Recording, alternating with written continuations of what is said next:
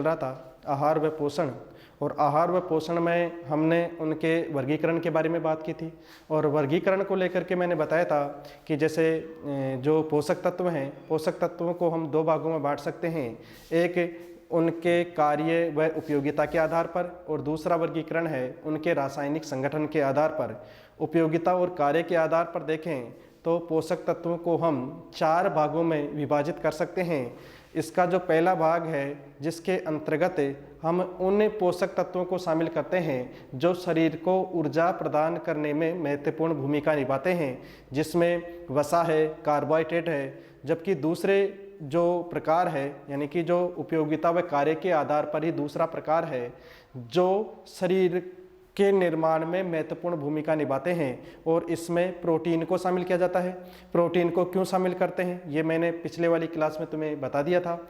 इसके बाद में तीसरा जो आता है, जो शरीर को रक्षा प्रदान करने वाले घटक आते हैं, जिसमें विटामिन है, खनिज लवण है, इसके अलावा जल है। इन्हें ही हम उपापचयी नियंत्रक भी कहते हैं। और चौथा जो प्रकार है कि आनुवांशिक पदार्थों के वाहक के रूप में हम डीएनए को शामिल करते हैं, और डीएनए जो कार्बोहाइड्रेट है उसका एक घटक भी होता है पेंटोस शर्करा, जिसमें हम डीऑक्सीराइबोस शर्करा, राइबोस शर्करा को शामिल करते हैं। इसके अलावा रासायनिक संगठन के आधार पर पोषक तत्वों को हम 2 भागों में विभाजित कर सकते हैं। एक जो भाग है अधिमात्रिक पोषक तत्व यानी कि मैक्रोन्यूट्रिएंट्स, और दूसरा है सूक्ष्म मात्रिक पोषक तत्व यानी माइक्रोन्यूट्रिएंट्स। अधिभार यानी जिनकी मात्रा की अधिक आवश्यकता होती है, अर्थात ऐसे पोषक तत्व जो शरीर की वृद्धि एवं विकास के लिए ज़्यादा मात्रा में आवश्यक होते हैं और इनका पाचन मानव शरीर में होता है, उन्हें अधिमात्रिक पोषक तत्व कहा जाता है। इसके अंतर्गत वसा, प्रोटीन और कार्बोहाइड्रेट तीनों को शामिल किया जाता है। जबकि सूक्ष्म मात्रिक पोषक तत्व वे पोषक तत्व होते हैं जो शरीर की वृद्धि एवं विकास के लिए कम मात्रा में ही आवश्यक होते हैं, और इनका पाचन मानव शरीर में नहीं होता, लेकिन ये अधिमात्रिक पोषक तत्व के पाचन में महत्वपूर्ण भूमिका निभाते हैं। इसलिए सूक्ष्म मात्रिक पोषक तत्वों को उपापचयी नियंत्रक, मेटाबॉलिज्म रेगुलेटर भी कहा जाता है। और सूक्ष्म मात्रिक पोषक तत्वों में हम विटामिन है, खनिज लवण है, जल है, इनको शामिल करते हैं। इसके बाद हमने कार्बोहाइड्रेट के प्रकारों के बारे में, कार्बोहाइड्रेट के बारे में बात की थी। कार्बोहाइड्रेट क्या होता है? कार्बोहाइड्रेट कार्बन, हाइड्रोजन और ऑक्सीजन से बने हुए कार्बनिक यौगिक होते हैं, और इनमें कार्बन, हाइड्रोजन और ऑक्सीजन का एक निश्चित अनुपात पाया जाता है, और ये अनुपात 1:2:1 होता है। अगर हम कार्बोहाइड्रेट के प्रति ग्राम ऑक्सीकरण की बात करें तो इससे 4.2 किलो कैलोरी ऊर्जा की प्राप्ति होती है। अगर मानव शरीर को प्राप्त होने वाली कुल ऊर्जा में कार्बोहाइड्रेट का योगदान देखें तो सबसे ज़्यादा है, क्योंकि कार्बोहाइड्रेट के ऑक्सीकरण से मानव शरीर को 50 से 79% ज़्यादा ऊर्जा प्राप्त होती है। इसका कारण ये है कि हम कार्बोहाइड्रेट का सेवन वसा व प्रोटीन की तुलना में ज़्यादा करते हैं। जैसे मैंने बताया था कि भाई अगर हम देखें कार्बोहाइड्रेट, कार्बोहाइड्रेट है, फिर वसा और फिर प्रोटीन, इनका अगर रेशियो देखें तो 5 ग्राम प्रति किलोग्राम, यानी जितने वजन का है उसको मल्टीप्लाई कर देना 5 से, और 1 ग्राम पर वजन, कितना वजन है, और 1 ग्राम पर वजन, यानी जितने वजन का होगा उतने ग्राम प्रोटीन और उतने ही ग्राम वसा, जबकि उसका 5 गुना हमें कार्बोहाइड्रेट की जरूरत होती है। इसीलिए मानव शरीर को प्राप्त होने वाली कुल ऊर्जा में सबसे ज्यादा योगदान कार्बोहाइड्रेट का होता है। इसके बाद बात करें तो जो ऊर्जा का जो मात्रक है वो होता है जूल। ऊर्जा का मात्रक क्या होता है? ऐसा ही मात्रक जूल होता है। जूल और कैलोरी में अगर संबंध देखें तो 1 जूल बराबर 4.18 कैलोरी होता है, और 1 कैलोरी बराबर 0.24 जूल होता है। तो दोनों में संबंध ध्यान में रखना। कई बार क्वेश्चन पूछा जाता है कि 1 कैलोरी बराबर कितना होता है, 1 जूल बराबर कितना होता है, या ऊर्जा का ऐसा ही मात्रक क्या होता है, तो इसको आपको ध्यान में रखना है। इसके बाद हमने कार्बोहाइड्रेट के प्रकारों के बारे में बात की थी, और प्रकारों में हमने देखा कि कार्बोहाइड्रेट का जो पहला प्रकार है वो पहला प्रकार कौन सा है? पहला प्रकार है मोनोसेकेराइड। और मोनोसेकेराइड क्या होते हैं? जो जल में विलयशील होते हैं, जो क्या होते हैं? रंगहीन होते हैं, जो कार्बोहाइड्रेट का सबसे सरलतम रूप होते हैं। और इनका जो सामान्य जो सूत्र होता है C6H12O6 ग्लूकोज के रूप में शामिल किया जाता है। यानी इसे हम शर्करा भी कहते हैं। क्या कहते हैं? इसे शर्करा भी कहते हैं। और ये क्या होते हैं? मीठे होते हैं। स्वाद में कैसे होते हैं? स्वाद में मीठे होते हैं। स्वाद में कैसे होते हैं? मीठे होते हैं। इस बात को भी ध्यान में रखना है। इसके बाद मोनोसेकेराइड में अलग अलग जो प्रकार हैं उनके बारे में देखें तो मोनोसेकेराइड में सबसे पहले जो हेक्सोज शर्करा और हेक्सोज शर्करा में 3 प्रकार हैं, 3 इसके उदाहरण हैं जिनके बारे में बात करनी है। नंबर 1 है, ये मोनोसेकेराइड के ही उदाहरण है। मोनोसेकेराइड यानी कार्बोहाइड्रेट के सबसे सरलतम रूप जिसमें ग्लूकोज या शर्करा की एक इकाई शामिल होती है और ये जल में विलयशील होते हैं, स्वाद में मीठे होते हैं। ये बातें ध्यान में रखनी है। पहला जो इसका उदाहरण है वो है ग्लूकोज। पहला उदाहरण कौन सा है? ग्लूकोज। और ग्लूकोज जो इसका जो सूत्र होता है C6H12 और अगर बात करें 6, ये क्या हो जाएगा? ग्लूकोज के अंदर मैंने बताया था कि भाई ये क्या है? तुरंत ऊर्जा प्रदान करने वाला,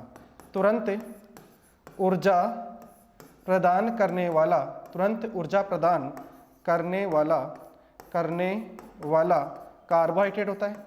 तुरंत ऊर्जा प्रदान करने वाला कार्बोहाइड्रेट होता है। ये बात ध्यान में रखना। दूसरा, मानव शरीर में जो ग्लूकोज है या जो शर्करा है उसका एक आदर्श अनुपात पाया जाता है। तो मानव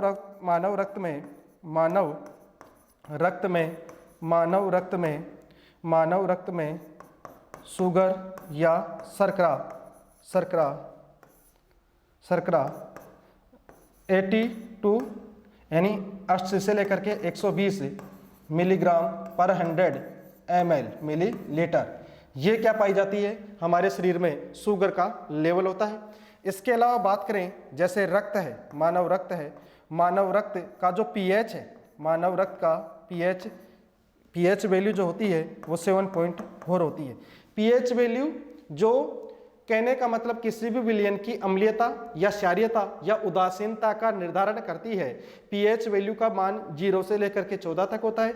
7 से कम जिनका पीएच वैल्यू होता है वे विलयन कैसे होते हैं? अम्लीय होते हैं। और 7 से ज़्यादा और 14 तक जब जाते हैं तो वे कैसे हो जाते हैं? क्षारीय हो जाते हैं। तो यहाँ 7 से ज़्यादा है यानी 7.4 है, तो मानव रक्त कैसा हो जाएगा? यानी हल्का क्षारीय विलयन, हल्का क्षारीय क्या होता है? मानव रक्त होता है। तो ये बातें अपने को ध्यान में रखनी है। किसमें? ग्लूकोज में। यानी तुरंत ऊर्जा प्रदान करने वाला कार्बोहाइड्रेट होता है। दूसरा, मानव रक्त या शुगर या शर्करा में इसका जो रेशियो है वो कितना पाया जाता है? 80 से 120 मिलीग्राम पर 100 ml होता है। इसके अलावा ये एक हो गया पॉइंट, ये दूसरा पॉइंट हो गया, ये तीसरा पॉइंट हो गया। अब बात करें पॉइंट नंबर 4 की। तो पॉइंट नंबर 4 की बात करें तो इसे यानी कि ग्लूकोज को इसे कोशिका का ईंधन कहा जाता है। इसे कोशिका का ईंधन कहा जाता है। क्यों कहा जाता है? मैंने बताया था कि कोशिका के अंदर जो माइटोकॉन्ड्रिया होता है उस माइटोकॉन्ड्रिया में श्वसन की प्रक्रिया के दौरान इस ग्लूकोज या शर्करा का क्या होता है? ऑक्सीकरण होता है। और ऑक्सीकरण होने के कारण ये ऊर्जा में बदलती है, अर्थात ऊर्जा की प्राप्ति होती है। जिस प्रकार से हम अपनी बाइक में पेट्रोल या डीजल डलवाते हैं और पेट्रोल और डीजल के दहन के पश्चात जो ऊर्जा निकलती है उस ऊर्जा से जो बाइक चलती है, तो यहाँ पर पेट्रोल और डीजल क्या होता है? फ्यूल का काम करता है। तो यहाँ पर ग्लूकोज कोशिका के लिए किसका काम करेगा? फ्यूल का काम करेगा। इसलिए इसे कोशिका के ईंधन की संज्ञा दी जाती है। ये बातें अपने को ध्यान में रखनी है। अब देखो, जो खिलाड़ी हैं वो खेल के दौरान या जो खेल गतिविधियां होती हैं उस दौरान ग्लूकोज का ही क्या करते हैं? उपयोग करते हैं। 5वां पॉइंट ध्यान रखना कि खिलाड़ी खेल के दौरान इसी का उपयोग करते हैं। करते हैं। क्यों? क्योंकि ये तुरंत ऊर्जा देने का काम करता है। ग्लूकोज क्या करता है? तुरंत ऊर्जा देने का काम करता है। लेकिन यहाँ पर एक बात ध्यान में रखना, जैसे आपने सुना होगा कि इस नाम का खिलाड़ी डोपिंग में फंस गया, और डोपिंग में फंस गया तो उसके ऊपर 2 साल 3 साल 4 साल का क्या लगा दिया गया? प्रतिबंध लगा दिया गया। तो ऐसी स्थिति में खिलाड़ी, एक चीज और ध्यान रखना, खिलाड़ी तुरंत ऊर्जा के लिए, यानी ज्यादा ऊर्जा के लिए किसका सेवन करते हैं? ज्यादा ऊर्जा के लिए क्या करते हैं? डोपिंग करते हैं, डोपिंग। और डोपिंग के अंदर किसका उपयोग करते हैं? वो स्टेरॉइड का, स्टेरॉइड। और ये स्टेरॉइड क्या होता है? एक प्रकार का हार्मोन होता है, उत्तेजक हार्मोन जो तुरंत और ज्यादा मात्रा में ऊर्जा प्रदान करने का कार्य करती है। जैसे आपने नाम सुना होगा कि कोरोना के अंदर भी जो स्टेरॉइड दिए जा रहे हैं, ताकि जो तुरंत और ज्यादा ऊर्जा दे करके क्या मानव शरीर के अंदर ऊर्जा की आवश्यकता को क्या किया जा सके? पूरा किया जा सके। तो एक चीज ध्यान रखना, इस डोपिंग को रोकने के लिए अंतर्राष्ट्रीय स्तर पर एक संस्था बनाई गई। इसको रोकने के लिए, डोपिंग को रोकने के लिए एक संस्था बनाई गई है जिसका नाम है WADA, WADA। वाडा मतलब वर्ल्ड एंटी डोपिंग एजेंसी। वाडा, आगे लिखते हैं इसको, वाडा यानी WADA, वाडा, वर्ल्ड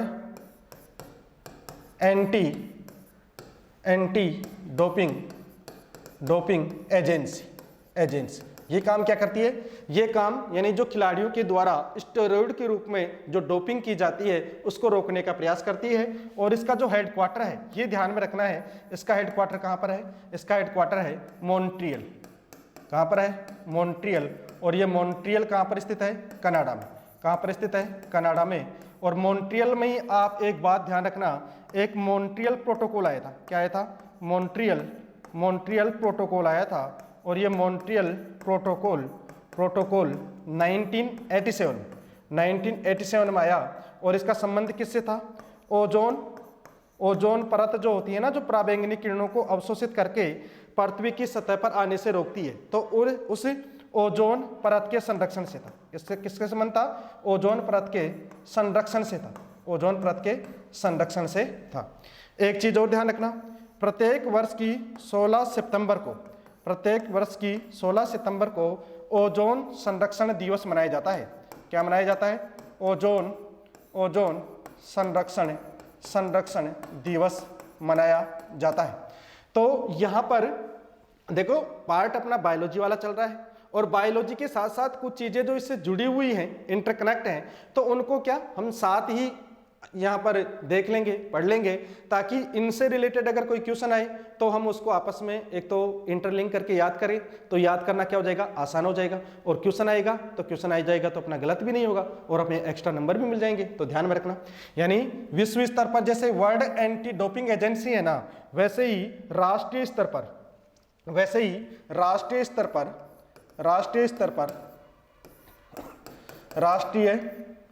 पर डोपिंग को रोकने के लिए, राष्ट्रीय स्तर पर डोपिंग को रोकने के लिए एक संस्था बनाई गई है जिसका नाम है नाडा। क्या नाम है उसका? नाडा, नेशनल एंटी डोपिंग एजेंसी। क्या नाम है इसका? नेशनल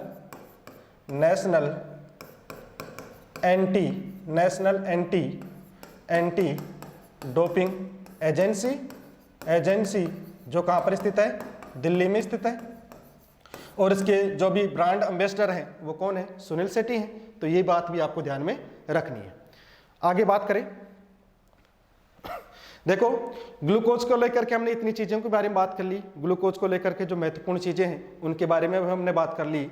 अब बात कर लेते हैं कि जो दूसरा जो भाग आता है, पहला हो गया ग्लूकोज, दूसरा जो है नंबर 2 जो मोनोसेकेराइड के अंतर्गत ही जिसको शामिल किया जाता है, क्या हो जाएगा? फ्रक्टोज। क्या हो जाएगा? फ्रक्टोज। ये भी क्या है? एक प्रकार का मोनोसेकेराइड है। ये भी क्या है?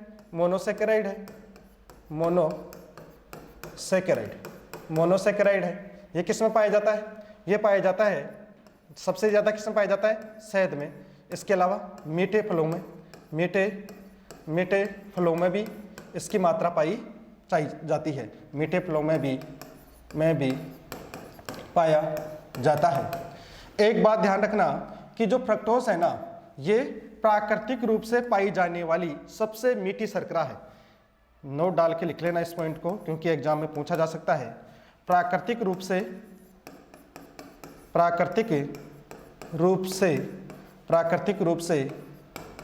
पाई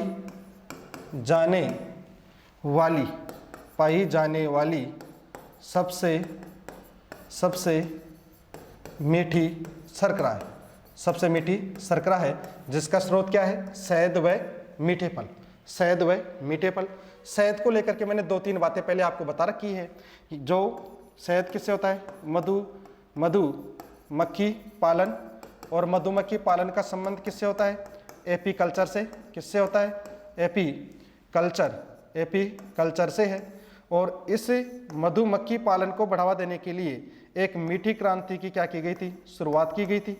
मीठी क्रांति की शुरुआत की गई थी। इसके अलावा जो केंद्रीय कृषि मंत्री नरेंद्र सिंह तोमर है, उन्होंने 7 अप्रैल 2021 को मधु क्रांति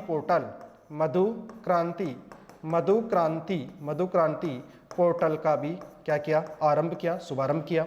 तो ध्यान रखना है कि मधु क्रांति पोर्टल का संबंध किससे है? तो मधुमक्खी पालन और शहद उद्योग को बढ़ावा देना, ज़्यादा से ज़्यादा उसे निर्यात किया जा सके।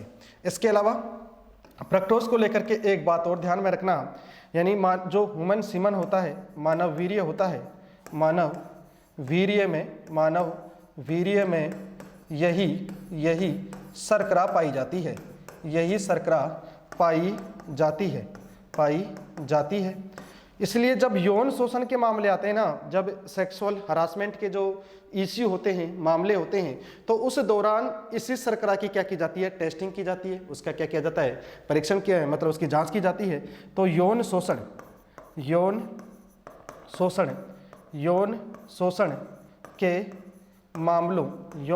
के मामलों के दौरान इसी शर्करा की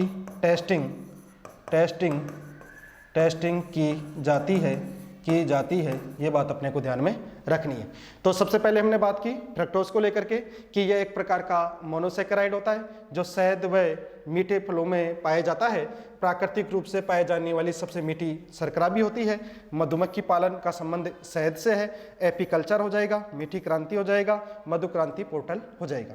एक बात और ध्यान रखना, फलों का जो अध्ययन है उसे हम कहते हैं पोमोलॉजी। क्या कहते हैं? पोमोलॉजी। लॉजी का मतलब ही होता है अध्ययन। लॉजी का मतलब ही क्या होता है? अध्ययन। तो इसका मतलब पोमोलॉजी क्या हो जाएगा? फलों का अध्ययन। अगर क्वेश्चन आए कि जैसे रक्त का अध्ययन है, उसे हम क्या कहते हैं? उसे हम क्या कहते हैं? तो उसे हम कहते हैं हेमेटोलॉजी। हेमेटोलॉजी ये भी अपने को ध्यान में रखना है। तो ये हो गया फ्रक्टोज जो मोनोसेकेराइड के अंदर दूसरा जो उदाहरण है। अब तीसरा जो उदाहरण देखते हैं, इसका सबसे इंपॉर्टेंट है तीसरा भी, नंबर 3 जो आता है वो आता है गलेक्टोज। इसको देखो, गलेक्टोज जो है इसको बोलते हैं मिल्क शुगर, यानी जो हम दूध पीते हैं ना, उस दूध के अंदर है जो गलेक्टोज पाया जाता है। क्या बोलते हैं इसको? मिल्क शुगर बोलते हैं। ये बात अपने को ध्यान में रखनी है। इसके अलावा ये ऊर्जा प्रदान करने का भी क्या करता है? कार्य करता है। हमारे ब्रेन को ऊर्जा प्रदान करने में इसकी महत्वपूर्ण भूमिका होती है। इसलिए इसे ब्रेन शुगर भी कहते हैं। तो दोनों बात याद रखना कि गलेक्टोज जिसे मिल्क शुगर के नाम से भी जाना जाता है, जिसे ब्रेन शुगर के नाम से भी जाना जाता है। तो दोनों बातों को ध्यान में रखना है। क्वेश्चन पूछा जा सकता है, कई बार क्वेश्चन पूछा गया है कि निम्नलिखित में से किस कार्बोहाइड्रेट को ब्रेन शुगर के नाम से जाना जाता है? तो कौन सा हो जाएगा? गलेक्टोज हो जाएगा। तो पहला हो गया ग्लूकोज, दूसरा हो गया फ्रक्टोज और तीसरा हो गया गलेक्टोज। अब बात करते हैं डाइसेकेराइड। ये कौन से हो गए? मोनोसेकेराइड, जो सबसे सरलतम कार्बोहाइड्रेट होते हैं। तो इनके बारे में बात करें। अब अगला आता है अपने पास डाइसेकेराइड।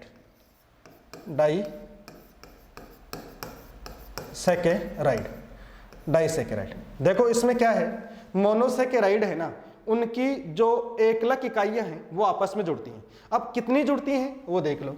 यानी जब, अगर इसकी परिभाषा देखें कि जब मोनोसैकेराइड, और मोनोसैकेराइड में कौन कौन सा हो जाएगा, जैसे ग्लूकोज है, फ्रक्टोज है, गैलेक्टोज है, वो क्या है, मोनोसैकेराइड है। जब मोनोसैकेराइड की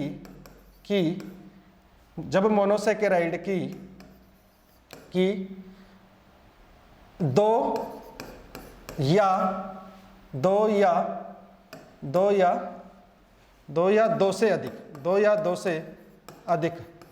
या दो से अधिक और अधिकतम कितनी हो सकती है, 9। मैक्सिमम कितनी हो सकती है, 9। मैक्सिमम 9 हो सकती है। 2 या 2 से अधिक एकलक इकाई आपस में जुड़ती हैं, जुड़ती हैं तो इससे डाइसैकेराइड का निर्माण होता है। जैसे आपने मोतियों की माला देखी हो, जैसे आपने जो गुलाब के फूलों की जो माला देखी हो, या जो गेंदे के जो फूल आते हैं उनकी माला देखी हो, तो उसमें मान लो 2 या 2 से ज्यादा जो वो फूल हैं आपस में क्या किए जाए, जोड़ दिए जाए, और जोड़ने के बाद में पूरी माला को आपस में क्या कर दिया जाए, बांध दिया जाए, तो क्या हो जाएगा, डाइसैकेराइड। आपने 2 फूल जोड़े तो डाइसैकेराइड, 3 फूल जोड़े तो डाइसैकेराइड, इस तरीके से आपने 9 फूल तक जोड़ा तो वो क्या हो जाएगा, डाइसैकेराइड, और इस तरीके से क्या हो जाएगा, वो आपस में बंध जाएंगे। तो जो ये आपस में जो धागा है ना, ये धागा किसका काम कर रहा है, बंध का काम कर रहा है भाई। इनको बांधे रखता है ना, तो किसका काम कर रहा है, बॉन्ड का काम कर रहा है।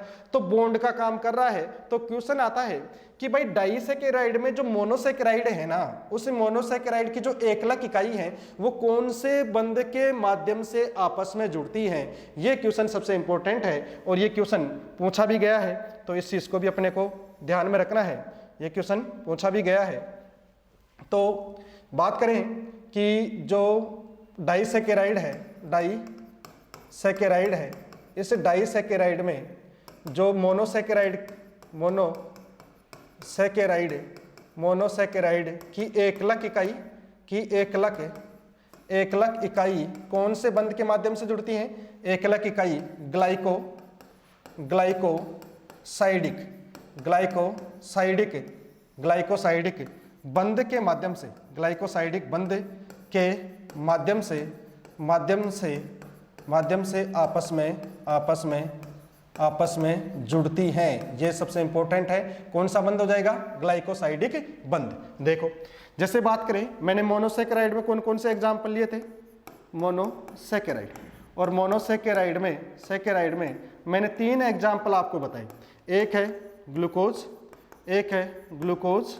दूसरा है जिसका नाम है ग्लूकोज के बाद में फ्रक्टोज, दूसरा कौन सा हो जाएगा, फ्रक्टोज, तीसरा कौन सा हो जाएगा, ग्लैक्टोज, तीसरा कौन सा हो जाएगा, ग्लैक्टोज। तो इनकी एकलक इकाई, जैसे मान लो मैं कहूँ ग्लूकोज, और ग्लूकोज का C6H12O6, और इसकी एकलक इकाई यानी एक से ज्यादा, मान लो एक और जुड़ जाए तो C6H12O6, ये 2 इकाई आपस में जुड़ रही है। तो यहाँ से ध्यान में रखना, यहाँ से जब ये दोनों आपस में जुड़ेंगी तो जल का एक अणु क्या निकलेगा, बाहर निकलेगा, जल का एक अणु बाहर निकलेगा, और ये आपस में कौन से बंध के माध्यम से, ग्लाइकोसाइडिक बंध के माध्यम से जुड़ेंगी, तो निर्माण होगा C12H22 और O11। ये क्या हो जाएगा, ये हो जाएगा मोनोसैकेराइड से डाइसैकेराइड का निर्माण। यानी डाइसैकेराइड का जो सूत्र होता है वो होता है C12H22 और O11। देखो यहां पर कितने हैं, कार्बन 6, यहां पर कितने हैं, कार्बन 6, तो यहां पर कितने आ गए, 12। H2 हाइड्रोजन के 2 परमाणु बाहर निकल गए, तो यहां पर हाइड्रोजन 12 और यहां पर 12 कितने हो गए, 24, लेकिन 2 बाहर निकल गए तो कितने बच गए, 22, तो इसका मतलब H22। और ऑक्सीजन का कितना अणु बाहर निकला, कितना परमाणु बाहर निकला, 1 निकला, तो ऑक्सीजन कितने हो गए, 11, क्योंकि 6 और 6 12, तो 1 यहां निकल गया तो कितने हो गए, 11। तो ये किसका निर्माण हो गया, डाइसैकेराइड का निर्माण हो गया। और डाइसैकेराइड में मोनोसैकेराइड की एकलक इकाई ग्लाइकोसाइडिक बंध के माध्यम से आपस में जुड़ी होती है। हैं। जैसे मोतियों की माला में जो धागा होता है ना, धागा उनके लिए बंध का काम कर रहा है, उसी तरीके से यहाँ पर ग्लाइकोसाइडिक बंध इन एकलक इकाइयों को आपस में जोड़ करके रखता है। तो क्वेश्चन पूछा जा सकता है कि डाइसैकेराइड में कौन सा बंध पाया जाता है, तो ग्लाइकोसाइडिक बंध पाया जाता है। अब इसके उदाहरण की अगर बात करें, अलग अलग जो उदाहरण है किसके, डाइसैकेराइड के। डाइसैकेराइड के बारे में एक चीज और ध्यान में रख लेना, ये जो डाइसैकेराइड होते हैं ना, इनका जल में क्या होता है, अपघटन होता है। जल में ये टूटते हैं, जल में क्या होता है, अपघटन होता है, अपघटन होता है। जबकि मोनोसैकेराइड है ना, उनका जल में अपघटन नहीं होता, वे डायरेक्ट जल में घुल जाते हैं। जैसे ग्लूकोज है, तो ग्लूकोज को आप डालोगे पानी में तो वो क्या हो जाएगा, पानी में घुल जाएगा, उसका अपघटन हो नहीं रहा। लेकिन जो डाइसैकेराइड है, उन डाइसैकेराइड का अपघटन होता है, और अपघटन होगा एंजाइम की सहायता से। अभी बात करेंगे इनका अपचयन कैसे होता है, इनका अपघटन कैसे होता है। तो एक पॉइंट ध्यान में रखना, डाइसैकेराइड का क्या होता है, जल में अपघटन होता है। आगे बात करें उदाहरण कि कौन कौन से हैं जो डाइसैकेराइड में शामिल किए जाते हैं, तो उदाहरणों की बात करें। उदाहरण देखो भाई, यहां पर ध्यान रखना, जो मैंने मोनोसैकेराइड बताया था, ग्लूकोज, फ्रक्टोज और तीसरा था गैलेक्टोज। ये क्या थे, ये है मोनोसैकेराइड। ये क्या है, मोनोसैकेराइड। जब ग्लूकोज और फ्रक्टोज आपस में मिले, जब ग्लूकोज और फ्रक्टोज इनको आपस में मिलाएं, जब जैसे मान लो पहले ग्लूकोज के 2 अणु ले लेते हैं, जैसे ग्लूकोज प्लस ग्लूकोज, ये दोनों अगर आपस में मिलते हैं तो इससे किसका निर्माण होता है, माल्ट शर्करा का निर्माण होता है। किसका निर्माण होता है, माल्टोज। किसका निर्माण हो जाएगा, माल्टोज का निर्माण हो जाएगा, माल्टोज का निर्माण हो जाएगा। तो ये बात अपने को ध्यान में रखनी है कि माल्टोज शर्करा का निर्माण किस तरीके से होता है। दूसरा, जो माल्टोज है इसे माल्ट शर्करा भी कहते हैं।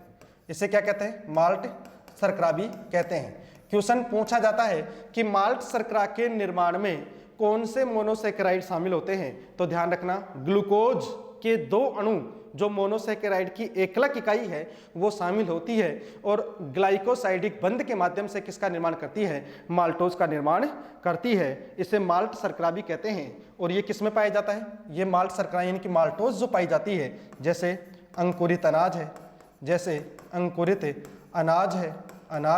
अंकुरित अनाज है उसमें पाया जाता है। गेहूं है, ज्वार है उसमें भी क्या पाई जाता है, माल्ट शर्करा यानी कि माल्टोज पाया जाता है। इसके अलावा देखें, जैसे मक्का है, बाजरा है, उनमें भी है जो क्या पाई जाती है, माल्टोज शर्करा पाई जाती है, बाजरा। ये चीजें ध्यान में रखनी। तो पहला उदाहरण क्या हो गया, जब ग्लूकोज के 2 अणु आपस में मिलते हैं तो माल्टोज शर्करा का निर्माण होता है, और माल्टोज शर्करा को हम माल्ट शर्करा भी कहते हैं। क्वेश्चन आ सकता है कि निम्नलिखित में से किस शर्करा को माल्ट शर्करा कहा जाता है, तो किसे कहा जाता है, माल्टोज को कहा जाता है। और यह अंकुरित अनाज, गेहूं, ज्वार, मक्का, बाजरा, इनमें पाई जाती है कौन सी, माल्ट शर्करा। अब बात करते हैं आगे बात करें दूसरा उदाहरण। पहला कौन सा हो गया, पहला उदाहरण हो गया जिसका नाम है माल्टोज, पहला उदाहरण हो गया माल्टोज। अब दूसरा उदाहरण देखें तो दूसरे उदाहरण में जिसका निर्माण होता है, जैसे मान लो एक था ग्लूकोज, दूसरा था फ्रक्टोज और तीसरा था गैलेक्टोज। तीसरा कौन सा था, गैलेक्टोज। ग्लूकोज के 2 अणु से तो हमने किसका निर्माण कर लिया, माल्टोज का। अब मान लो कि जो फ्रक्टोज और ग्लूकोज ये दोनों अगर शामिल हो तो इससे किसका निर्माण होगा, इससे निर्माण होगा सुक्रोज का। किसका निर्माण होगा, सुक्रोज का निर्माण होगा।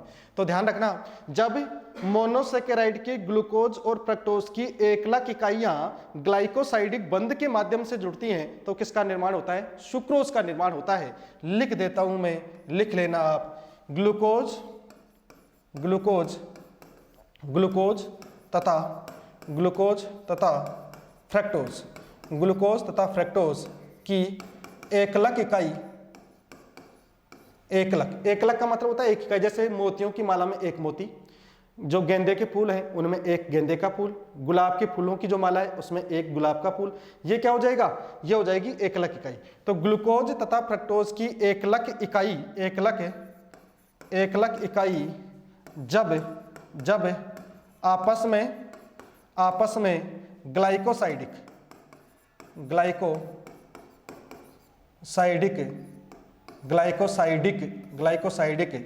बंध के माध्यम से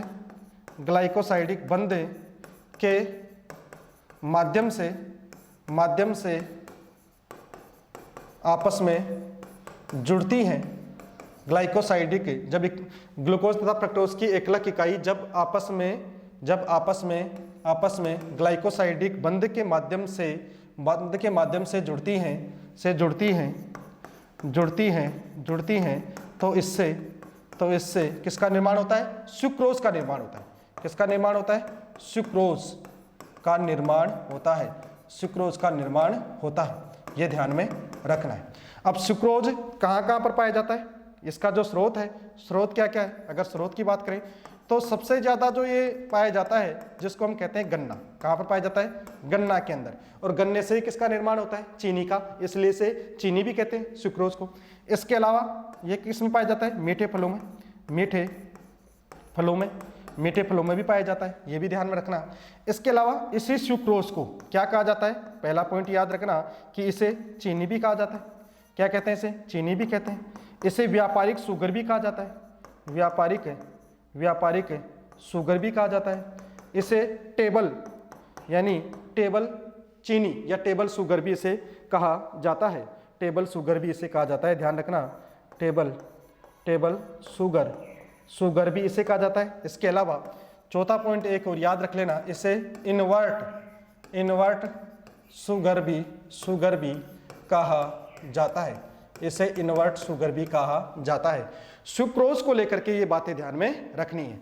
सुक्रोज का निर्माण कौन कौन सी मोनोसेकेराइड की एकलक इकाइयों से निर्माण होता है? तो ग्लूकोज और फ्रक्टोज दोनों, ये बात में ध्यान रखना। सुक्रोज को हम क्या कहते हैं? चीनी भी कहते हैं, व्यापारिक शुगर भी कहते हैं, टेबल शुगर भी कहते हैं, इनवर्ट शुगर भी कहते हैं। क्वेश्चन पूछा गया है कि निम्नलिखित में से किस शर्करा को या निम्नलिखित में से किस कार्बोहाइड्रेट को इनवर्ट शुगर के नाम से जाना जाता है? तो कौन सा हो जाएगा? सुक्रोज हो जाएगा, जिसे हम सामान्य रूप से चीनी के नाम से जानते हैं, जो चीनी हमारे घरों में काम में ली जाती है। इसलिए इसे किचन शुगर भी कहा जाता है। क्या कहते हैं इसे? किचन शुगर भी इसे कहते हैं, यानी रसोई शुगर भी इसे कहते हैं। तो क्वेश्चन पूछा जा सकता है कि निम्नलिखित में से किस कार्बोहाइड्रेट को किचन शुगर के नाम से जाना जाता है? ये इसके उदाहरण हो गए। अब तीसरा उदाहरण है, सबसे इंपॉर्टेंट है, लैक्टोज। तीसरा उदाहरण कौन सा है? तीसरा एग्जाम्पल है। ये एग्जाम्पल किसके चल रहे हैं? डाइसेकेराइड के। और तीसरा एग्जाम्पल है लैक्टोज। कौन सा है भाई? लैक्टोज शर्करा। अब लैक्टोज शर्करा का जो निर्माण होता है ये भी किससे होगा? मोनोसेकेराइड से। मोनोसेकेराइड कितने होते हैं? 3 उदाहरण मैंने बताए थे। एक है ग्लूकोज, एक है फ्रक्टोज, और तीसरा कौन सा हो जाएगा? ग्लैक्टोज। तीसरा कौन सा हो जाएगा? ग्लैक्टोज। जब ग्लूकोज की 2 एकलक इकाई मिले तो किसका निर्माण हो जाएगा? माल्टोज का। ग्लूकोज और फ्रक्टोज मिले तो किसका निर्माण हो जाएगा? सुक्रोज का। लेकिन अगर बात करें ग्लूकोज और ग्लैक्टोज, ये दोनों आपस में मिलती हैं तो किसका निर्माण होता है? लैक्टोज का। किसका निर्माण होता है? लैक्टोज का निर्माण होता है। तो लिख देता हूं कि जब ग्लूकोज तथा ग्लैक्टोज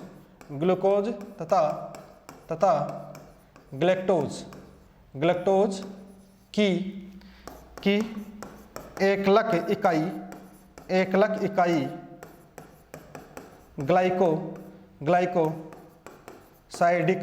ग्लाइकोसाइडिक बंध के माध्यम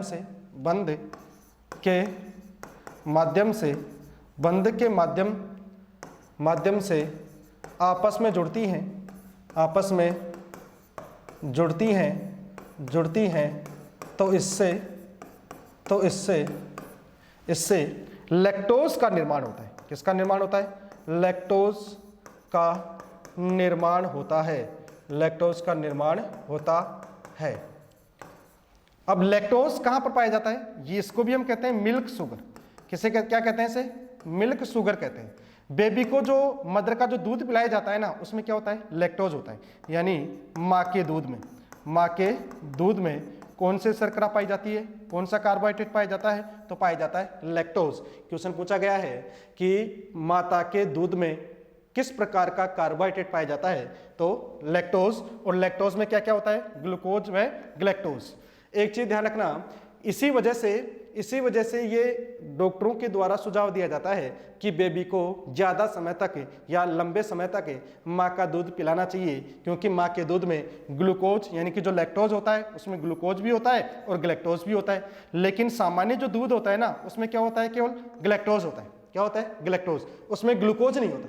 क्या नहीं होता है, ग्लूकोज नहीं होता है। और ग्लूकोज जो तुरंत ऊर्जा प्रदान करने का कार्य करता है, जिससे सर्वाधिक मात्रा में ऊर्जा भी मिलती है। और ऊर्जा किस लिए जरूरी होती है, शरीर की वृद्धि एवं विकास के लिए जरूरी होती है। मान लो अगर बच्चे को प्रॉपर तरीके से ऊर्जा नहीं मिलेगी तो ऐसी स्थिति में उसकी ग्रोथ प्रॉपर तरीके से नहीं हो पाएगी, और प्रॉपर तरीके से अगर ग्रोथ नहीं हो पाएगी तो वो क्या हो जाएगा, कुपोषण का शिकार हो जाएगा। और कुपोषण की समस्या तो भारत में बड़ी गंभीर बनी हुई है।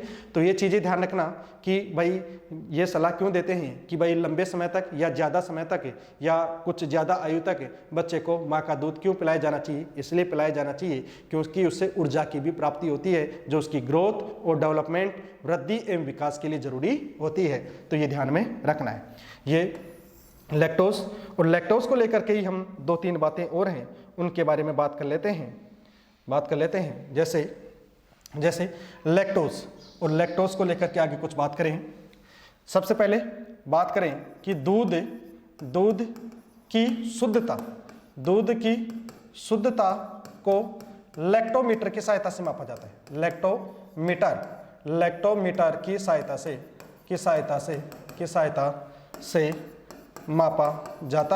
मापा जाता है। ये बात ध्यान में रखना। दूसरा, दूध है और दूध से किसका निर्माण होगा, दही का। दूध से किसका निर्माण होगा, दही का। तो दूध से दही के निर्माण में कौन सा बैक्टीरिया काम करता है, उसके बारे में ध्यान रखना। एक बैक्टीरिया आता है जिसका नाम है लैक्टोबैसिलस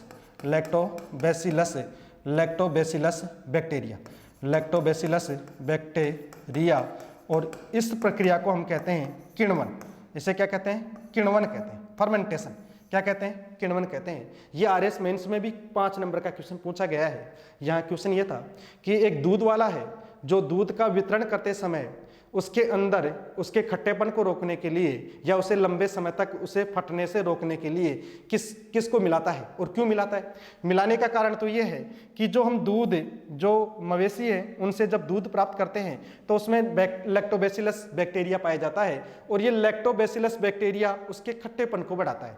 यानी वह दूध अगर उसको गर्म नहीं किया और लंबे समय तक ऐसे के ऐसे रखा रहेगा तो आप देखेंगे कि कुछ घंटे के बाद में उसका खट्टापन बढ़ जाएगा। खट्टापन बढ़ना मतलब क्या हो जाएगा, उसकी अम्लीयता, और अम्लीयता बढ़ेगी तो दूध क्या हो जाएगा, फट जाएगा, यानी वह दही में परिवर्तित हो जाएगा।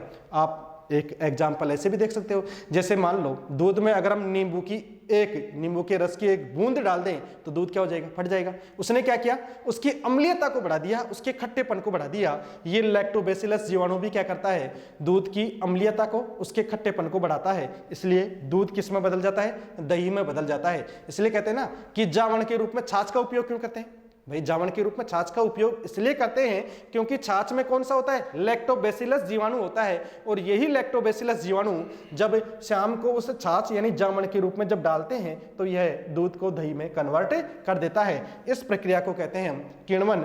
और किण्वन की जो खोज करने वाले व्यक्ति थे उनका नाम है लुई पास्चर। इसकी खोज किसने की थी, किण्वन की प्रक्रिया की खोज किसने की थी, नाम था लुई पास्चर। क्या नाम था, लुई पास्चर। और इसी लुई पास्चर ने रेबीज के टीके यानी कुत्ते के काटने से जो रेब्डो वायरस है और उसके कारण जो बीमारी होती है रेबीज, और रेबीज के टीके की जो खोज करने वाले व्यक्ति थे, टीके की खोज करने वाले व्यक्ति थे, उनका नाम भी क्या था, लुई पास्चर था। तो लुई पास्चर ने ही किसकी खोज की थी, किण्वन की, और लुई पास्चर ने ही रेबीज के टीके की खोज की थी। इसके अलावा लुई पास्चर ने ही पाश्चुरीकरण की प्रक्रिया, पाश्चुरीकरण की प्रक्रिया की भी खोज की। पाश्चुरीकरण की प्रक्रिया की भी खोज की। ये बात भी अपने को ध्यान में रखना है। लुई पास्चर के द्वारा जो पाश्चुरीकरण की प्रक्रिया की खोज की गई थी वह क्या होती है उसके बारे में जान ले। आगे देख लेते हैं पाश्चुरीकरण क्या होता है।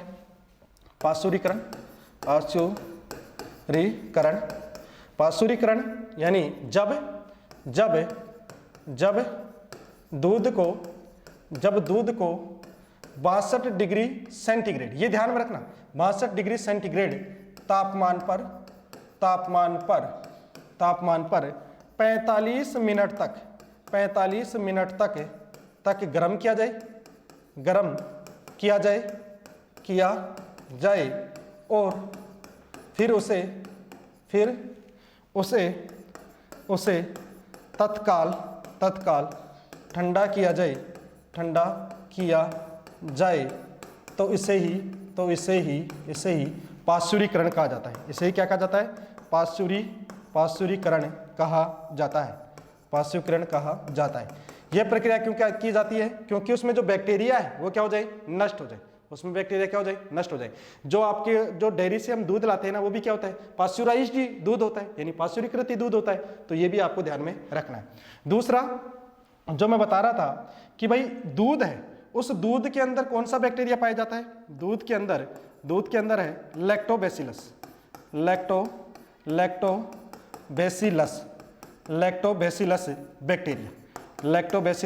बैक्टीरिया। अब देखो, अब जैसे मान लो दूध वाले ने मवेशियों से सुबह 5 बजे दूध प्राप्त किया। अब दूध लेकर के वो गांव में उसका क्या करता है? डिस्ट्रीब्यूशन करता है। और डिस्ट्रीब्यूशन यानी कि वितरण करेगा तो लगभग 11 बज जाएंगे, 10 बज जाएंगे सुबह के। तो ऐसी स्थिति में लंबे समय तक अगर दूध रहेगा तो उसमें किसका प्रभाव बढ़ जाएगा? लैक्टोबैसिलस बैक्टीरिया का प्रभाव बढ़ जाएगा। और दूध का खट्टापन मतलब दूध क्या हो जाएगा? फट जाएगा। इसलिए दूध वाला क्या करता है? इस लैक्टोबैसिलस बैक्टीरिया के प्रभाव को कम करने के लिए बेकिंग सोडा का उपयोग करता है। यानी दूध वाला इस जीवाणु यानी बैक्टीरिया इस जीवाणु के प्रभाव को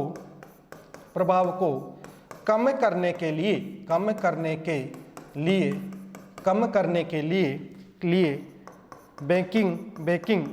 बेकिंग सोडा जिसे सोडियम बाइकार्बोनेट NaHCO3 भी कहते हैं, जिसे सोडियम बाइकार्बोनेट भी कहते हैं, बेकिंग सोडा का उपयोग करता है। यह क्वेश्चन RS में पूछा गया था इस बार यानी मेंस में। और यह क्वेश्चन है जो कई बार है जो वनडे एग्जाम होती है उनमें भी पूछा गया है।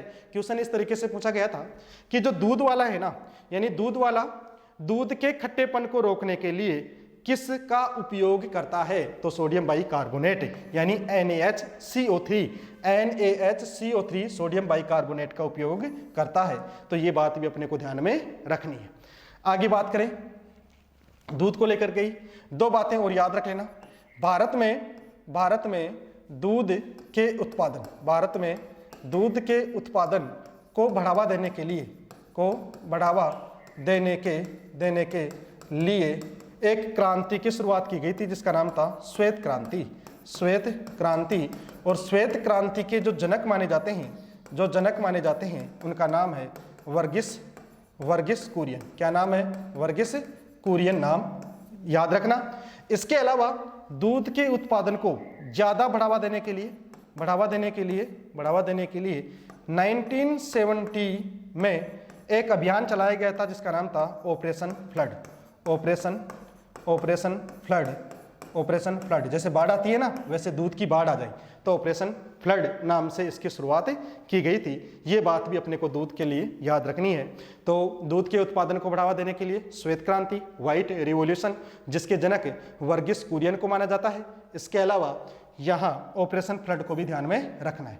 इतनी बातें ध्यान में रखनी है। अब बात करते हैं कि जो डाइसेकेराइड है ना, डाइसेकेराइड को लेकर के मैंने बताया कि भाई जो इनका पाचन होता है, डाइसेकेराइड का पाचन, क्योंकि मैंने बताया था कि इनका क्या होता है? अपघटन होगा, पाचन होगा। और पाचन होगा तो इनका पाचन करने वाले एंजाइम कौन कौन से हैं और इनका पाचन कहां पर होता है, इसके बारे में भी देख ले। तो डाइसेकेराइड और डाइसेकेराइड में अगर बात करें, डाइसेकेराइड, डाइसेकेराइड, डाइसेकेराइड और डाइसेकेराइड का पाचन। और डाइसेकेराइड में कौन कौन से हैं, देखो भाई कौन कौन से हैं, 3 हैं। एक कौन सा हो जाएगा, नंबर 1 हो जाएगा जिसका नाम है माल्टोस, कौन सा हो जाएगा माल्टोस, दूसरा कौन सा हो जाएगा सुक्रोज, सुक्रोज, सुक्रोज, और तीसरा कौन सा हो जाएगा लैक्टोस, तीसरा कौन सा हो जाएगा लैक्टोस। ये ध्यान में रखनी है। अब इन तीनों का जो पाचन होता है ना वो कहाँ पर होता है, इनका पाचन होता है छोटी आंत में होता है। कहाँ पर होता है, छोटी आंत में। इनका पाचन होता है स्मॉल इंटेस्टाइन, छोटी आंत में, छोटी आंत में इनका पाचन होता है। माल्टोस का जो पाचन करने वाले एंजाइम का नाम है उसका नाम है maltase enzyme, maltase, maltase enzyme, maltase enzyme. इस एंजाइम की उपस्थिति में किसका पाचन होता है, माल्टोस शर्करा का पाचन होता है। ये ध्यान में रखना है। और माल्टोस शर्करा का जब पाचन होगा, जब इसका पाचन होगा तो बताओ ये किस में बदलेगी, ये बदलेगी ग्लूकोज के 2 अणुओं में, ग्लूकोज के 2 अणुओं में बदल जाएगी, ग्लूकोज के 2 अणुओं में बदल जाएगी। ये बात भी अपने को ध्यान में रखनी है। किसको लेकर के, माल्टोस को लेकर के, जिसे माल्ट शर्करा भी कहते हैं। सुक्रोज, सुक्रोज का पाचन भी कहाँ पर होता है, छोटी आंत में। और सुक्रोज का पाचन करने वाला जो एंजाइम है उसका नाम है सुक्रेज। क्या नाम है भाई, सुक्रेज, सुक्रेज एंजाइम। और सुक्रेज एंजाइम जो है, ये एंजाइम क्या करता है, ये एंजाइम सुक्रेज का पाचन किस किस में कर देगा, ग्लूकोज तथा फ्रक्टोज में कर देगा, ग्लूकोज तथा फ्रक्टोज में कर देगा। क्योंकि सुक्रोज का निर्माण ही ग्लूकोज तथा फ्रक्टोज की मोनोसेकेराइड एकलक इकाइयों से होता है। इसके बाद में देखें जो लैक्टोज है, लैक्टोज का पाचन भी कहाँ पर होता है, छोटी आंत में होता है, स्मॉल इंटेस्टाइन में होता है। तो यहाँ पर इस लैक्टोज का पाचन करने वाला जो एंजाइम है उसका नाम है लैक्टेज एंजाइम। क्या नाम है, लैक्टेज एंजाइम। और ये लैक्टेज एंजाइम जो है ये भी है जो किसका पाचन करता है, लैक्टोज का। और लैक्टोज का जो पाचन करेगा, ये पाचन करेगा किसमें, ग्लूकोज तथा ग्लैक्टोज, ग्लूकोज तथा ग्लैक्टोज में बदल देता है, ग्लूकोज तथा ग्लैक्टोज में बदल देता है। ये बात की हमने लैक्टोज को लेकर के। डाइसेकेराइड में 3 प्रकार हैं, एक है जिसका नाम है माल्टोज, दूसरा है सुक्रोज और तीसरा है लैक्टोज। और इनका जो पाचन है वो पाचन कहाँ पर होता है, छोटी आंत में होता है। और छोटी आंत में जब इनका पाचन होगा, क्योंकि एक बात बताओ, जैसे मान लो मोनोसेकेराइड है, मोनोसेकेराइड जल में क्या होते हैं, घुलनशील होते हैं। और जल में घुलनशील हैं तो उनका पाचन मतलब वो तो पहले से ही घुल गए, ठीक है। अब वो तो उनका तो क्या होगा, ऑक्सीकरण होगा और ऊर्जा प्रदान करने का काम करेंगे।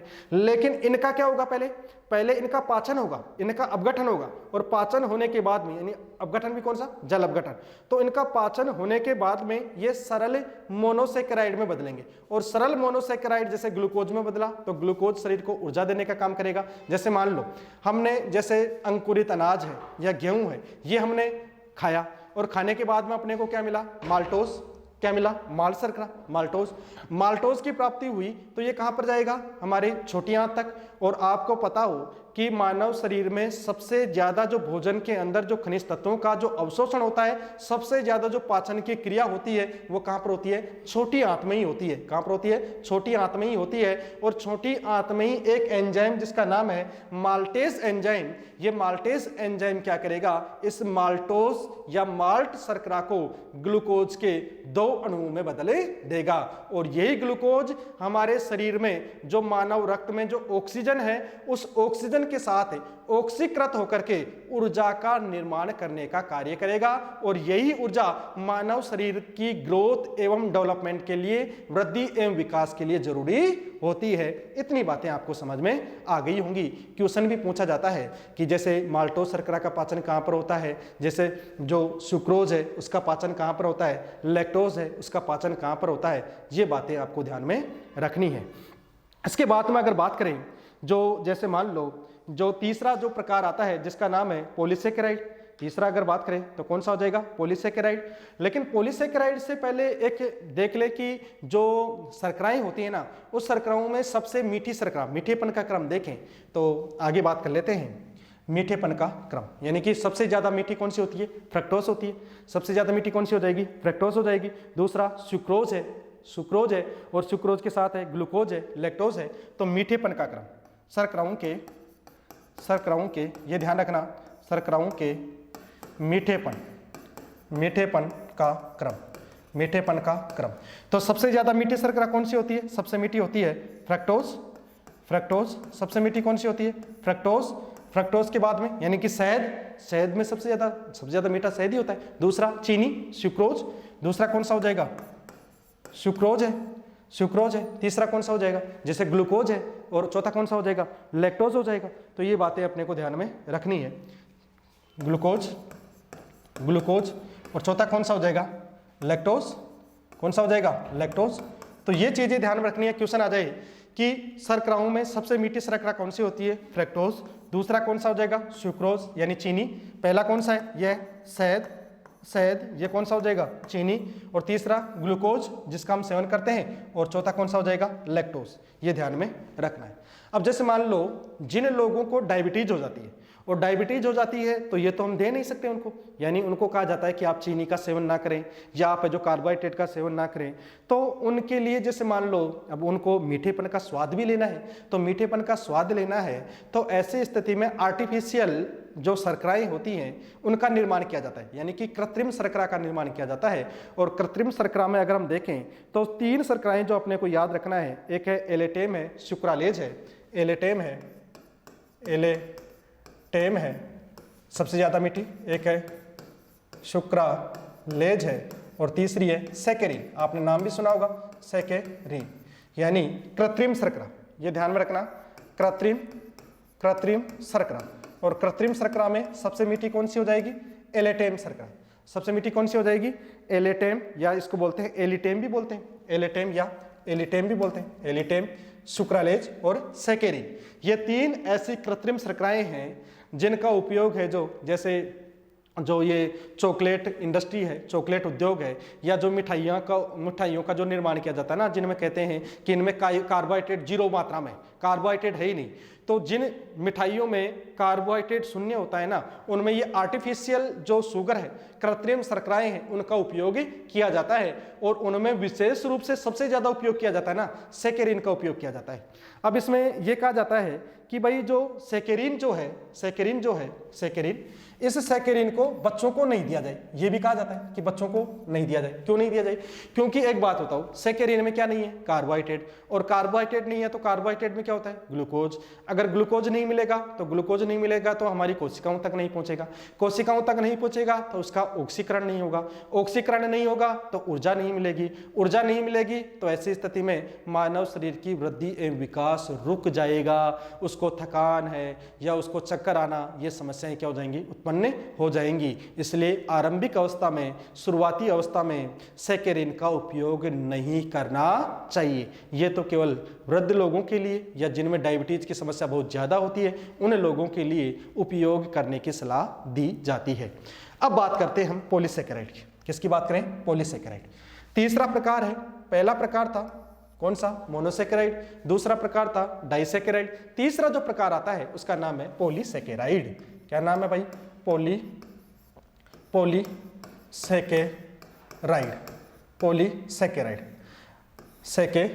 देखो भाई, जब मोतियों की माला है, मोतियों की माला में केवल एक ही मोती है तो उसे हम कह देंगे मोनोसैकेराइड। क्या कह देंगे? मोनोसैकेराइड। और उस मोतियों की माला में मोती 2 से लेकर के 9 तक शामिल हो, यानी मोती या तो 2 हो, 3 हो, 4 हो या 9 तक मोती शामिल हो तो उसे हम कह देते हैं डाइसैकेराइड। लेकिन 9 से ज्यादा एकलक इकाइयां या मोतियों को शामिल करके एक बड़ी माला का निर्माण किया जाए तो उसे हम कहते हैं पॉलीसैकेराइड। क्या कहते हैं? पॉलीसैकेराइड। अर्थात पॉलीसैकेराइड का निर्माण भी मोनोसैकेराइड से होता है, लेकिन यहाँ पर मोनोसैकेराइड की कितनी एकलक इकाइयां भाग लेती हैं? 9 से ज्यादा एकलक इकाई भाग लेती है। इनका जल में, यानी ये जल में घुलनशील नहीं होती। ध्यान रखना, ये जल में घुलनशील नहीं होती। जैसे मान लो स्टार्च है, आलू घुल जाएगा क्या जल में? स्टार्च नहीं घुलता। सेल्यूलोज है वो भी नहीं घुलता है, ग्लाइकोजन है ये भी नहीं घुलता है। अर्थात ये जल में घुलनशील नहीं होती, लेकिन इनका जल में अपघटन होता है। अर्थात ये अपघटन की प्रक्रिया के माध्यम से सरल मोनोसेकेराइड में बदले जाती है। तो इसमें मैं बताता हूं, यानी जब जब जब 10 या इससे अधिक मोनोसेकेराइड और मोनोसेकेराइड में कौन कौन से, ग्लूकोज है, फ्रक्टोज है, गैलेक्टोज है, ये मोनोसेकेराइड 10 या 10 से अधिक मोनोसेकेराइड की एकलक इकाई कौन सा बंध, ग्लाइकोसाइडिक बंध, ग्लाइकोसाइडिक बंध के माध्यम से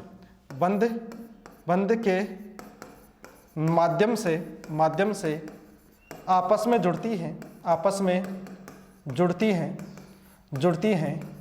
तो पॉलीसेकेराइड का निर्माण होता है। किसका निर्माण होता है, पॉलीसेकेराइड का निर्माण होता है। और पॉलीसेकेराइड जो है ये क्या होते हैं, जल में विलयशील नहीं होते,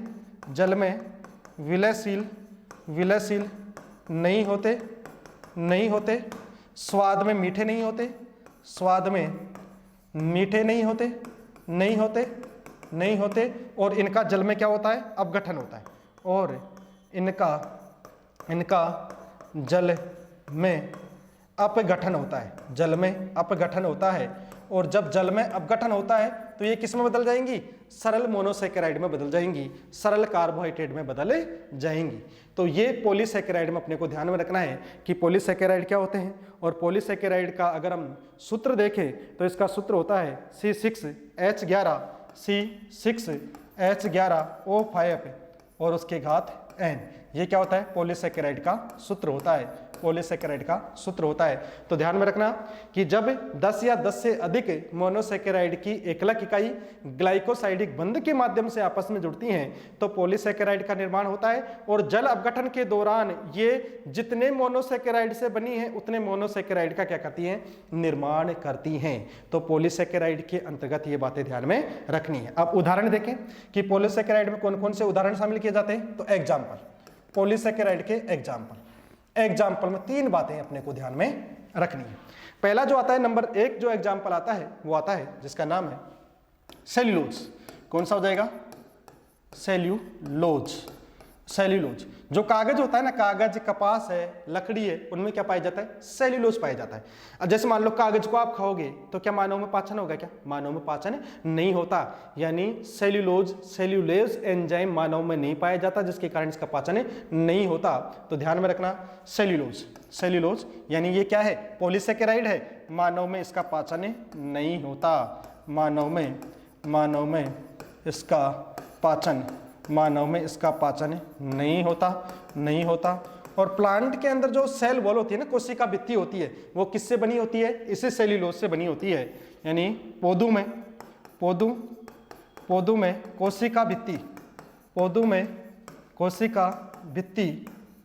भित्ति यानी सेल वॉल, कोशिका भित्ति का निर्माण इसी से होता है। ये बात ध्यान में रखनी है सेल्यूलोज को लेकर के कि भाई जो सेल्यूलोज है इसका मानव में पाचन नहीं होता, पौधों की कोशिका भित्ति का निर्माण इसी से होता है। एक सबसे इंपॉर्टेंट बात जो कई बार क्वेश्चन में पूछी गई है, यानी क्वेश्चन ये है कि प्रकृति में सर्वाधिक मात्रा में पाया जाने वाला कार्बोहाइड्रेट कौन सा है। देखो 2 क्वेश्चन है, एक तो क्वेश्चन है कि प्रकृति में पाया जाने वाला सबसे मीठा कार्बोहाइड्रेट कौन सा है, और एक है प्रकृति में पाया जाने वाला सर्वाधिक मात्रा में कार्बोहाइड्रेट, तो कौन सा हो जाएगा, सेल्यूलोज हो जाएगा। तो ये बात ध्यान में रखना है, नोट डाल के लिख लेना, काफी इंपॉर्टेंट है। प्रकृति में सर्वाधिक मात्रा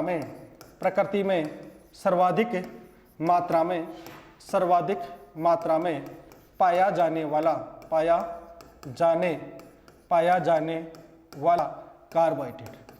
वाला कार्बोहाइड्रेट कौन सा है, सेल्यूलोज। कौन सा है? सेल्यूलोज। तो ये बातें सेल्यूलोज को लेकर के ध्यान रखनी है कि एक तो मानव में इसका पाचन नहीं होता है क्योंकि सेल्यूलेज एंजाइम नहीं पाया जाता। पौधों की जो कोशिका भित्ति है वो सेल्यूलोज से ही बनी होती है और प्रकृति में सर्वाधिक मात्रा में अगर कोई कार्बोहाइड्रेट पाया जाता है तो वो कौन सा है? सेल्यूलोज, जो एक प्रकार का पॉलीसेकेराइड है। क्या है? एक प्रकार का पॉलीसेकेराइड है, पॉलीसेकेराइड है। दूसरा जो एग्जाम्पल आता है नंबर 2 एग्जाम्पल, और नंबर 2 एग्जाम्पल पहले चलो इसका स्रोत देख लेते हैं, ये कहाँ कहाँ पर पाया जाता है। इसके स्रोत जैसे कागज है, जैसे कागज है। इसके अलावा जो एक कृत्रिम रेशा है रेयान। रेयान क्या होता है? कृत्रिम रेशा। रेयान है, कागज है, रेयान है, कपास है, लकड़ी है। इनमें क्या पाया जाता है? सेल्यूलोज पाया जाता है। जब हम बायोटेक्नोलॉजी की बात करेंगे ना तो सेल्यूलोज के बारे में वहां पर भी बात करेंगे, सेल्यूलोज झिल्ली के रूप में। जब डीएनए फिंगरप्रिंटिंग की बात की जाएगी तो वहां पर भी इसकी बात हम करेंगे। इसके बाद में नंबर 2 आता है, नंबर 2 है जिसका नाम है स्टार्च। दूसरा कौन सा है? स्टार्च में जिसे मंड के नाम से भी जानते हैं। यानी क्वेश्चन है ना कि मंड शर्करा किसे कहा जाता है? तो किसे कहा जाता है? स्टार्च को ही कहा जाता है। किसे कहा जाता है? स्टार्च को ही कहा जाता है। स्टार्च जो पाया जाता है ना, जैसे मान लो स्टार्च में जैसे आलू है, जैसे चावल है, जितने भी जो गेहूं है, चुकंदर है, बाजरा है, उनमें क्या पाया जाता है? स्टार्च पाया जाता है। और स्टार्च को लेकर के बात करेंगे हम। जैसे मान लो स्टार्च का निर्माण, क्वेश्चन आए कि जो पौधों के अंदर जो ग्लूकोज है उस ग्लूकोज का संचय किसके रूप में होता है? स्टार्च के रूप में होता है। किसके रूप में होता है? स्टार्च के रूप में होता है। ये बात अपने को ध्यान में रखनी है। चलो उसको पहले मैं बता देता हूँ, फिर बाद में इस पेज पर आते हैं। देखो, अगर क्वेश्चन आए 2 तरीके से ध्यान में रखना। पहला है कि पौधों में ग्लूकोज, और ग्लूकोज भी कौन सा? अतिरिक्त ग्लूकोज, यानी भोजन में काम आने के पश्चात जो बच जाता है ना, उस ग्लूकोज का संचय किसके रूप में होता है? संचय स्टार्च के रूप में होता है। स्टार्च के रूप में होता है। स्टार्च के रूप में होता है। स्टार्च के रूप में होता है। ये बातें ध्यान रखना। देखो कैसे, देखो भाई, जैसे माइटोकॉन्ड्रिया है, माइटोकॉन्ड्रिया है, और माइटोकॉन्ड्रिया के अंदर यानी जो जितने भी प्लांट हैं या एनिमल है, जितने भी प्लांट है या एनिमल है, उनमें जो श्वसन की जो प्रक्रिया होती है ना, वो किस में होती है? माइटोकॉन्ड्रिया में होती है। तो माइटोकॉन्ड्रिया में जब पौधे श्वसन करते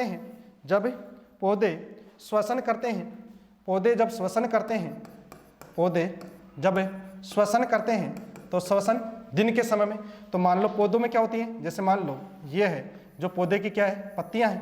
पौधे की क्या है? पत्तियां, लीफ यानी पत्तियां। और इन पत्तियों के अंदर क्या पाया जाता है? पर्णहरित यानी कि क्लोरोप्लास्ट। क्या पाया जाता है?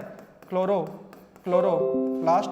और जो क्लोरोप्लास्ट जो है पर्णहरित या क्लोरोप्लास्ट है, इसमें कौन सा तत्व होता है? मैग्नीशियम तत्व होता है।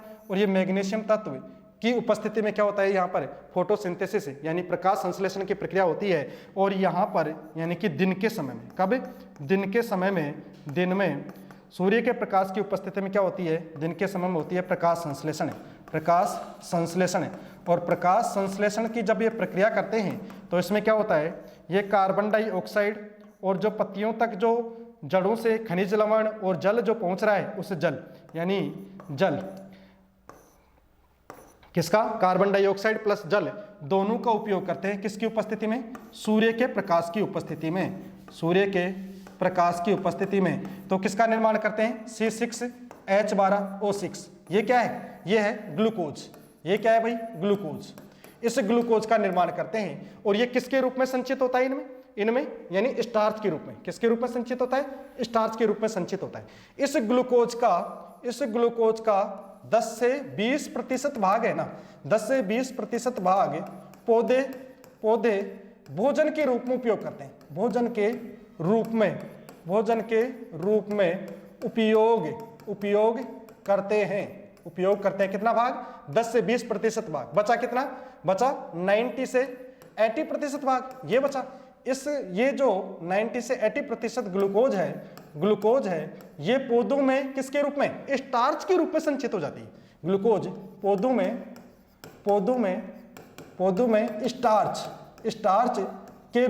स्टार्च के रूप में क्या हो जाती है, संचित हो जाती है। स्टार्च के रूप में क्या हो जाती है, संचित हो जाती है। तो ध्यान में रखना कि अतिरिक्त ग्लूकोज है वो पौधों में स्टार्च के रूप में संचित होती है। और ये स्टार्च का जो निर्माण होता है वो होता है दिन के समय जब पौधों के द्वारा प्रकाश संश्लेषण की प्रक्रिया की जाती है।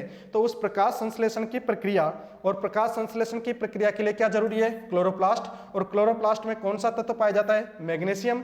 और इस प्रकाश संश्लेषण की प्रक्रिया में कार्बन डाइऑक्साइड और जल आपस में मिलकर के किसका निर्माण करते हैं, ग्लूकोज का। और ग्लूकोज के 10 से 20% भाग पौधे अपने भोजन के लिए उपयोग में ले लेते हैं। बाकी का जो 80 से 90% भाग है इसे स्टार्च के रूप में क्या कर लिया जाता है, संचित कर लिया जाता है। और जब हम उस पौधे से प्राप्त होने वाले जो कंद मूल फल है उनको जब हम खाते हैं तो ये 80 से 90% जो स्टार्च उसमें संचित था वो किस में आ जाता है, मानव शरीर में आ जाता है। किसमें आ जाता है, मानव शरीर में प्रवेश कर जाता है, हमारे लिए भोजन का काम करता है। तो ये बातें आपको ध्यान में आ गई होंगी। अगर बैक चलें तो यहां मैं बता रहा था स्टार्च वाला।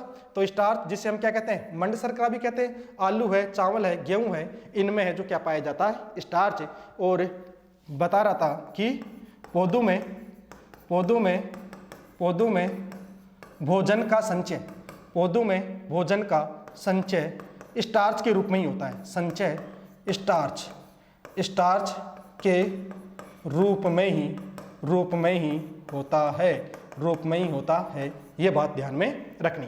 तीसरा जो इसका उदाहरण है नंबर 3 जो है ग्लाइकोजन। तीसरा कौन सा हो जाएगा, ग्लाइकोजन। नंबर 3 हो जाएगा ग्लाइकोजन। नंबर 3 है ग्लाइकोजन। नंबर 3 कौन सा है भाई, ग्लाइकोजन।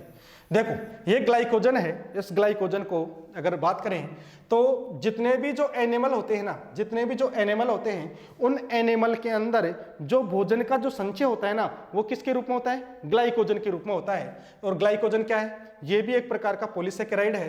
तो पौधों यानी कि जीवों में भोजन का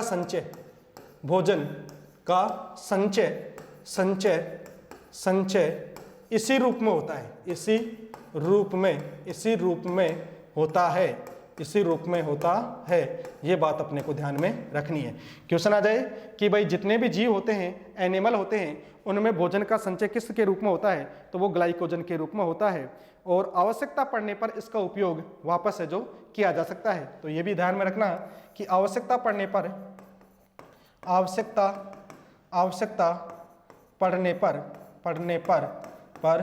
इसका उपयोग किया जा सकता है।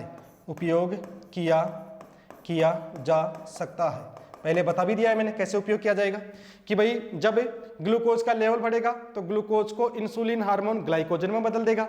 और जैसे ही ग्लूकोज की कमी हो जाएगी तो ग्लूकागोन हार्मोन है, ये हार्मोन अतिरिक्त ग्लाइकोजन को ग्लूकोज में बदल करके मानव शरीर के लिए ऊर्जा की आवश्यकताओं की क्या करता है, पूर्ति करता है। ऊर्जा आवश्यकताओं की पूर्ति हो जाती है। यहां तक की बातें आपको समझ में आ गई होंगी। आगे बात करें कि भाई जैसे ग्लाइकोजन है उस ग्लाइकोजन का उपयोग कैसे किया जा रहा है। तो आगे की जो इतनी चीज़ें ध्यान में रखना। बाकी चीज़ें हम शुरू करेंगे नेक्स्ट क्लास में। अगर इसके बारे में थोड़ा सा मैं आपको बता दूं कि क्या क्या हमने बात की आज।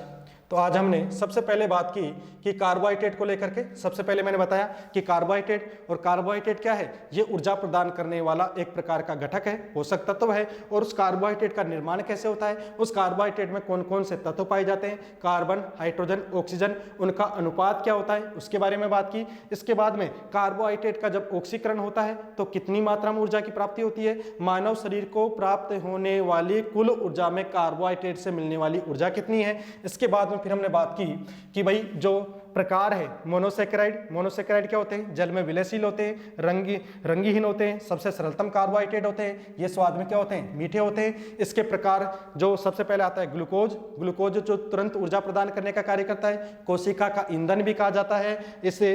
दूसरा मानव शुगर या जो शर्करा है उसका जो लेवल है वो कितना होता है? 80 से 120 मिलीग्राम पर 100 ml भी होता है। और रक्त कैसा होता है? हल्का क्षारीय होता है। क्यों? क्योंकि इसकी pH का मान 7.4 होता है। इसके अलावा हमने बात की कि जो खिलाड़ी है वो तुरंत ऊर्जा प्राप्त करने के लिए, ज्यादा ऊर्जा प्राप्त करने के लिए किसका उपयोग करते हैं? डोपिंग का सेवन करते हैं, स्टेरॉइड का उपयोग करते हैं। और स्टेरॉइड एक प्रकार का उत्तेजक हार्मोन होता है, उससे कहा जाता है डोपिंग। और इस डोपिंग को रोकने के लिए विश्व स्तर पर वाडा यानी कि वर्ल्ड एंटी डोपिंग एजेंसी की स्थापना की गई है, जिसका हेडक्वार्टर मॉन्ट्रियल में है। भारत में देखें तो नेशनल एंटी डोपिंग एजेंसी है, उसकी स्थापना की गई है। आगे बात करें तो मोनोसेकेराइड में फ्रक्टोज है। फ्रक्टोज को हमने बात किया कि शहद या मीठे फल हैं उनमें यह पाया जाता है। और जो फ्रक्टोज है, फ्रक्टोज प्राकृतिक रूप से पाई जाने वाली सबसे मीठी शर्करा भी है, इस बात को भी ध्यान में रखना। दूसरा कि मानव शरीर में जो वीर्य है उसके अंदर भी ये शर्करा पाई जाती है। यौन शोषण के मामलों के संदर्भ में भी इसकी टेस्टिंग की जाती है। ग्लैक्टोज जिसे मिल्क शुगर, ब्रेन शुगर के नाम से जाना जाता है। इसके अलावा डाइसेकेराइड, डाइसेकेराइड जिसमें मोनोसेकेराइड की एकलक इकाइयां आपस में ग्लाइकोसाइडिक बंध के माध्यम से जुड़ती हैं, जल का एक अणु बाहर निकल जाता है तो डाइसेकेराइड का निर्माण होता है। डाइसेकेराइड जल में घुलनशील नहीं होते, ये इनका जल में क्या होता है? अपघटन होता है। और अपघटन होने के पश्चात ये किस में बदल जाते हैं? मोनोसेकेराइड में बदल जाते हैं। और इसमें मैंने 3 एग्जाम्पल आपको बताए। पहला जो एग्जाम्पल है जिसको हम माल्टोज शर्करा के नाम से जानते हैं, माल्ट शर्करा के नाम से जानते हैं, जिसका निर्माण ग्लूकोज के 2 एकलक इकाइयों के मिलने से होता है। अंकुरित अनाज है, गेहूं है, बाजरा है, उनमें यह पाया जाता है। जो तीसरा है, दूसरा जो एग्जाम्पल है सुक्रोज, जिसे चीनी के नाम से भी जाना जाता है, व्यापारिक चीनी के नाम से भी जाना जाता है।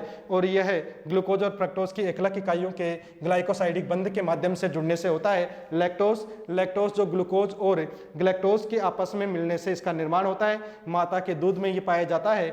और इसके बाद में हमने बात की थी जो दूध की शुद्धता है लैक्टोमीटर के माध्यम से मापी जाती है। दूध के अंदर लैक्टोबैसिलस जीवाणु पाया जाता है और लैक्टोबैसिलस जीवाणु जो दूध को दही में बदलने के लिए जिम्मेदार होता है। और इस लैक्टोबैसिलस जीवाणु के प्रभाव को कम करने के लिए दूध वाला बेकिंग सोडा या सोडियम बाइकार्बोनेट का उपयोग करता है। इसके अलावा जो दूध से दही बनने की जो प्रक्रिया है उसे किण्वन कहते हैं। और किण्वन की जो खोज की थी वो किसके द्वारा की गई थी? लुई पास्चर के द्वारा की गई थी। और लुई पास्चर ने रेबीज के टीके का भी विकास किया। लुई पास्चर ने पाश्चुरीकरण की प्रक्रिया का भी विकास किया। और पाश्चुरीकरण की जो प्रक्रिया है उसमें क्या किया जाता है कि दूध को 62 डिग्री सेंटीग्रेड तापमान पर 45 मिनट तक गर्म करके तत्काल उसे ठंडा किया जाता है ताकि बैक्टीरिया क्या हो जाए? नष्ट हो जाए।